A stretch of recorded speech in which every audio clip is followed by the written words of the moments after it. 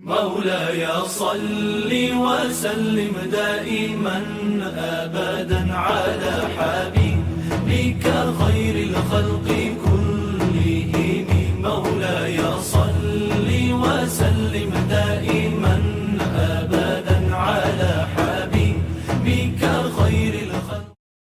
Bismillahirrahmanirrahim. Assalamualaikum warahmatullahi wabarakatuh. Alhamdulillahirabbil alamin. Assalatu wassalamu ala asrofil anbiya'i wal mursalin wa ala alihi wa sahbihi ajmain, amma ba'du. Kembali lagi dengan pembelajaran jarak jauh mata pelajaran Pendidikan Agama Islam dan Budi Pekerti kelas 4 semester 1, yaitu Bersih Itu Sehat. Perkenalkan, nama Ibu Imas Masito, guru SDN Pegambiran 1.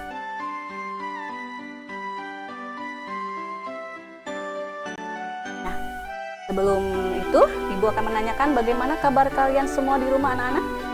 Alhamdulillah, kalau memang keadaan kalian semua dalam keadaan sehat walafiat. Di sini kita masih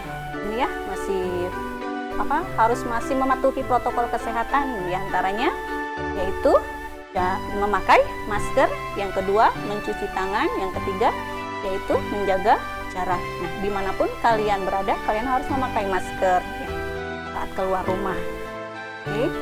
Yang kedua yaitu mencuci tangan. Sering-seringlah cuci tangan ketika kalian sesudah beraktivitas. Ya, yang ketiga yaitu menjaga jarak. Oke, anak-anakku solehah, lanjut. Ya, sebelum itu kalian siapkan buku pembelajarannya ya. Yang pertama yaitu alat tulis, yang kedua buku, yang ketiga juz amma. Oke, mari kita berdoa sebelum belajar. Bismillahirrahmanirrahim. Raditu billahi rabba wa bil islami dina wa bi muhammadiyan nabiyya wa rasula. Rabbi zidni ilman warzuqni fahman. Oke, sebelum masuk ke pembelajaran, kita harus pembiasaan dulu ya, nak. Nah, oke, kita membaca surat An-Nas. Bismillahirrahmanirrahim. Qul a'udzu birabbin nas, malikin nas, ilahin nas, min syarril waswasil khannas, alladzi yuwaswisu fi sudurin nas, minal jinnati wan nas. Shadaqallahul azim.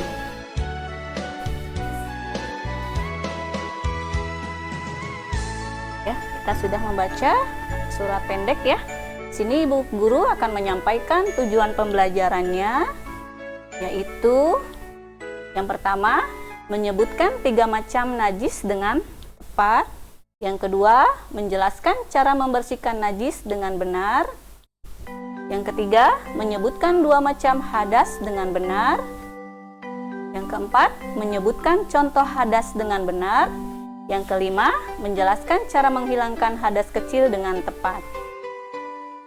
Baik, ini materinya yaitu suci, hadas, dan najis.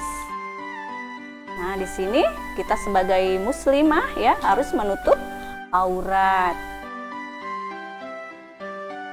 Di sini Ibu Guru akan menerangkan apa arti dari najis. Nah, di sini ada najis muhaffafah, artinya najis yang ringan. Yang kedua adalah najis mutawassithah, yaitu najis yang pertengahan. Yang ketiga yaitu najis mughalladhah, yaitu najis yang berat. Nah, di sini ada tiga macam najis ya. Najis muhaffafah yaitu contohnya seperti air kencing bayi laki-laki yang berusia kurang dari 2 tahun belum makan apa-apa kecuali ASI. Yang kedua, contoh dari najis mutawassithah yaitu darah, nanah, muntah, tahi, air kencing, wadi, bangkai, mazi, air yang memabukkan. Yang terakhir adalah najis mughalladhah, yaitu segala perkara yang berhubungan dengan babi dan anjing. Oke, di sini ada najis muhaffafah ya. Najis muhaffafah itu hanya dibersihkan dengan percikan air ya, percikan air saja. Karena itu najis muhaffafah, itu ringan. Yang kedua, cara membersihkan najis mutawasithah, yaitu dengan cara bagaimana? Dengan mencuci air yang mutlak hingga 3 perkaranya hilang, yaitu 3 perkaranya contohnya seperti rasa, bau, dan warnanya. Oke, yang ketiga, cara membersihkan najis mughalladah yaitu dengan membasuh 7 kali dan salah satunya hendak dicampurkan dengan tanah. Nah, kalian sudah tahu semua ya yang apa yang Ibu jelaskan ketika ada bayi ya atau ketemu najis yang 3 ini, kalian harus hafal bagaimana cara membasuhnya ya. Oke, lanjut. Nah, ketika kita mau beribadah juga, badan kita, baju kita, ataupun yang di sekitar kita harus dalam keadaan bersih atau suci. Nah, di sini contohnya lihat ya, ada gambar ya nak. Ketika kita beribadah kepada Allah, yang pertama yaitu 1, badan kita harus bersih. Nah, harus apa dulu bersih itu? Maksudnya harus mandi dulu ya, pokoknya jangan terkena najis. Oke, yang kedua, pakaian juga harus diperhatikan, harus bersih. Yang ketiga, tempat sekeliling kita atau sajadah ya, itu juga harus bersih. Baik, di sini Ibu Guru akan menjelaskan tentang arti hadas. Hadas menurut Kamus Besar adalah keadaan tidak suci pada diri seorang Islam yang menyebabkan ia tidak boleh sholat. Ya, tawaf, memegang kitab, Al-Quran, dan sebagainya. Ya, kalau kalian dalam keadaan hadas, nah itu ya tidak boleh memegang Al-Quran dulu, harus bersuci dulu ya nah. Oke.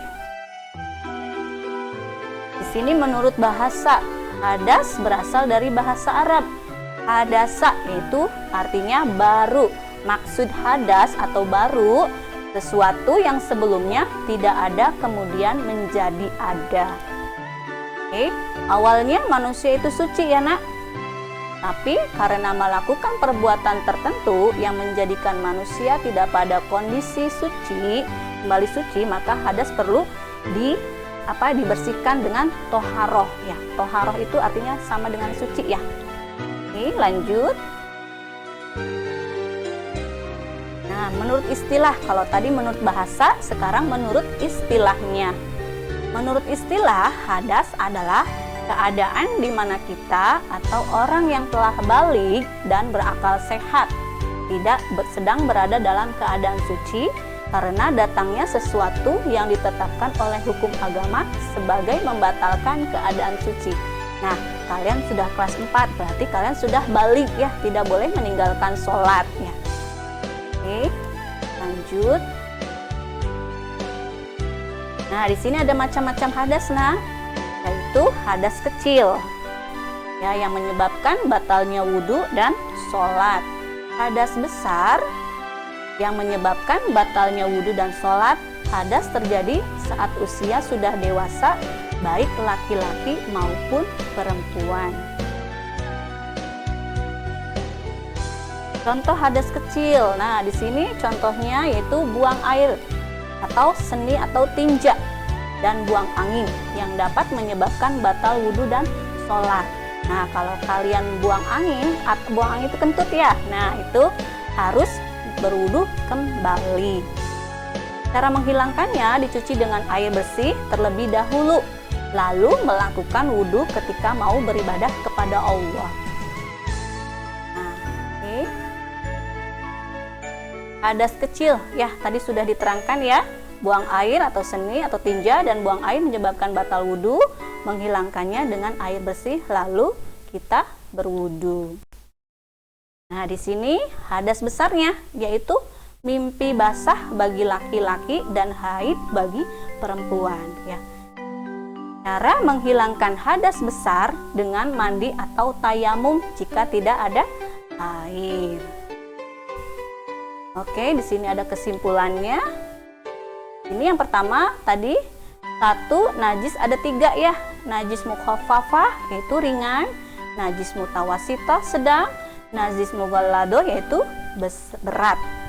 Oke, yang kedua kesimpulannya, cara menghilangkan najis ringan cukup dengan percikan air najis dengan dicuci dengan air sampai bersih, bebas 3 sifat. Ya, diantaranya tadi bau, warna ya. Dan warnanya sedang najis berat dibasuh hanya 7 kali memakai tanah hingga bersih. Yang ketiga, hadas adalah keadaan seseorang dalam keadaan tidak suci. Nah, hadas ada 2 ya, hadas besar dan hadas kecil. Contoh hadas kecil yaitu buang air atau seni, tinja, dan buang angin. Yang keenam, cara menghilangkan hadas kecil adalah mencuci dengan air bersih lalu berwudu. Yang ketujuh, cara menghilangkan hadas besar dengan mandi besar atau tayamum apabila tidak ada air.